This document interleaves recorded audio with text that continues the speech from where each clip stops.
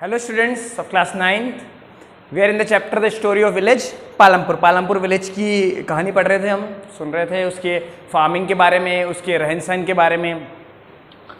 अब आपके पेज पे पेज नंबर 6 पे टॉपिक है how is land distributed between the farmers of Palampur. कैसे लैंड का डिस्ट्रीब्यूशन वहाँ पे हुआ है. हम पढ़ रहे हैं फार्मिंग है, फार्मिंग में वो क्या यूज़ कर रहे हैं मॉडर्न फार्मिंग मेथड, और हमने और भी चीज़ें जैसे पढ़ी थी कि हमने फिर वो ग्रीन रेवोल्यूशन के बारे में समझा था. ग्रीन रेवोल्यूशन के फ़ायदे नुकसान दोनों समझे थे और लिखे भी थे.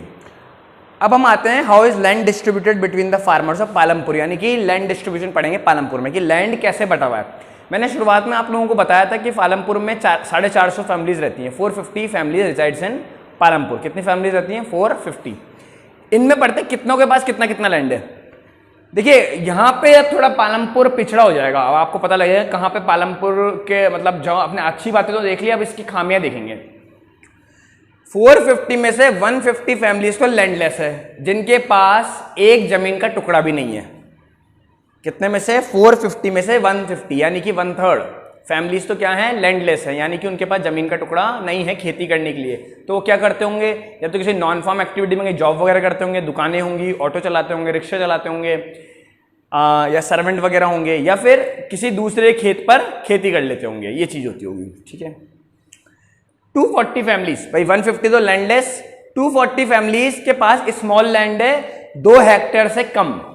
240 फैमिलीज के पास क्या है? स्मॉल लैंड है जो कितना है? 2 हेक्टेयर से भी कम है. और हेक्टेयर का मतलब क्या? हेक्टेयर यूनिट इसमें लैंड को नापा जाता है. 1 हेक्टेयर में 10,000 मीटर स्क्वायर होते हैं.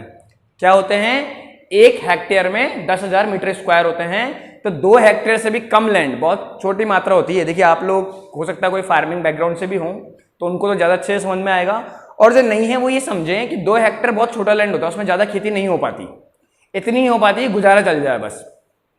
उससे भी कम लैंड होगा तो स्मॉल फार्मर कहलाएंगे. वो कितने? 240. 1 हेक्टेयर में कितना होता है? 10,000 मीटर स्क्वायर. ये कोई आपसे पूछेगा नहीं 1 हेक्टेयर में कितना होता है, खासकर इकोनॉमिक्स में तो, लेकिन फिर भी मैंने नॉलेज के हिसाब से बता दिया, क्योंकि हेक्टेयर यूनिट उनको नहीं समझ में आएगी जो फार्मिंग बैकग्राउंड से नहीं है. तो इसलिए हेक्टेयर को मीटर सबको समझ में आता है. मीटर स्क्वायर यानी कि एरिया निकाल लिया लेंथ इंटू ब्रेथ करके. भाई रेक्टेंगल की शेप में है ना, तो लेंथ इंटू ब्रेथ करो तो मीटर स्क्वायर में एरिया आता था. तो बचपन से पढ़ रहे हैं. तो 10,000 मीटर स्क्वायर होगा तो 1 हेक्टेयर बन जाएगा. और बाकी बची 60 फैमिलीज, इनके लिए थोड़ी सी बात अच्छी है. मीडियम या लार्ज लैंड है इनके पास, मीडियम है या लार्ज लैंड है, 2 हेक्टेयर से ज्यादा.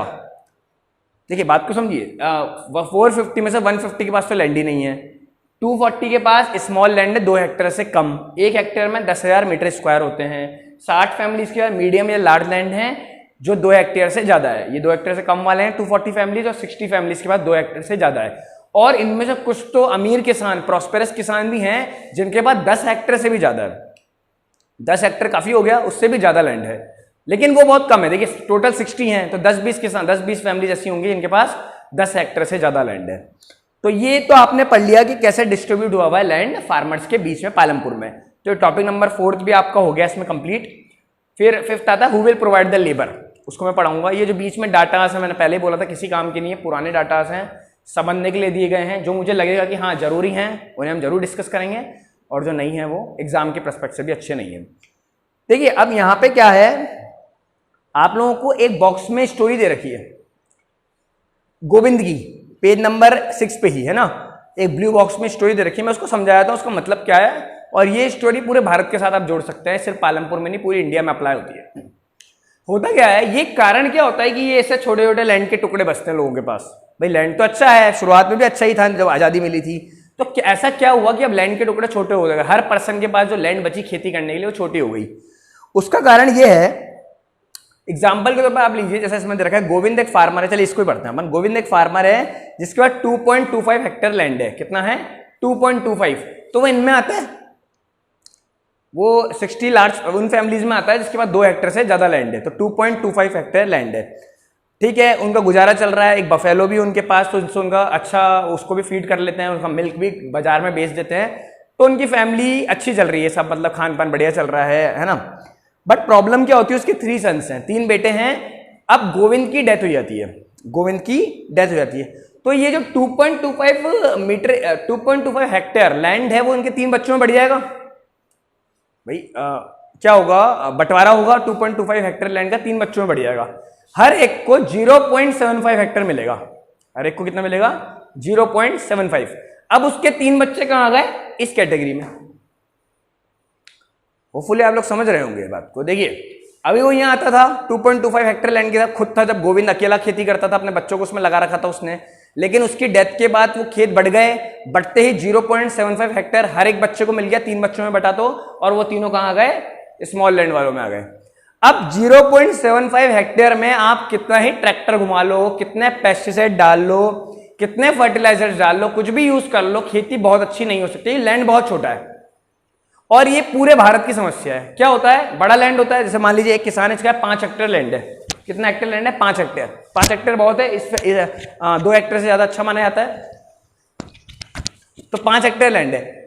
अब बात आती है बदकिस्मती जो उसकी डेथ हो जाती है, तो वो 5 हेक्टेयर लैंड उसके 5 बच्चों में बढ़ जाता है, 5 बेटे उसके उसमें बढ़ जाता है।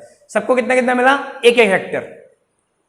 अब 1-1 हेक्टेयर वो ले तो लेते हैं बंटवारे के तौर पे, लेकिन उस पर खेती करने जब सोचते हैं तो 1 हेक्टेयर में कुछ नहीं होता, क्योंकि वो तो मतलब आप देखिए 2 हेक्टेयर से कम तो ज्यादा यूज है ही नहीं फिर उसका। आप कितना ही उसमें मॉडर्न फार्मिंग मेथड लगा लीजिए, इसके बारे में हमने पढ़ा था, ट्रैक्टर, केमिकल फर्टिलाइजर, पेस्टिसाइड्स वगैरह, लेकिन कोई खास खेती में बढ़ावा नहीं मिल पाएगा। तो ये प्रॉब्लम इन लोगों के साथ होती थी, और ये पूरे मैंने बताया पूरे इंडिया की समस्या है कि ये चीज है कि लैंड बढ़ जाता है, इसलिए गवर्नमेंट कहती है कलेक्टिव फार्मिंग कर लो। कलेक्टिव फार्मिंग मतलब कि उन 3 बच्चों को, जब गोविंद की डेथ हुई ना, तो 3 बच्चों को उसी खेत पे खेती करनी चाहिए थी, कलेक्टिव, तीनों को साथ, जो ये प्रॉफिट होता बांट लेते, लेकिन उन्होंने क्या करा, अपना अपना लैंड ले गए, और ये बहुत बड़ी गड़बड़ है। तो उससे क्या हुआ, लैंड के टुकड़े छोटे छोटे मिले सबको, और छोटे छोटे मिले तो वैसे ही उस पर खेती पॉसिबल ही नहीं हो पाई। ठीक है, तो ये चीज इसमें ये कहानी है। तो इससे हमको उभर के आना है। गवर्नमेंट बहुत कहती है कलेक्टिव फार्मिंग है ना, कि भाई आप लोग, अगर आपके फादर या किसी की भी डेथ हो जाती है फैमिली में, तो जो लैंड बचा है, 5 बच्चे हो 10 बच्चे हो, उसी पे खेती कर लो, उसको बांटो मत, क्योंकि वो टुकड़े जो मिलेंगे किसी काम के नहीं है लैंड ही बड़ा, उसके टुकड़े हो गए छोटे छोटे, वो किसी काम के नहीं है। प्रॉब्लम ये होती है। तो इसमें ये चीज थी। Who will provide the labour, अब हम अगले टॉपिक से करेंगे, आप लोग इसको नोट कर लीजिए।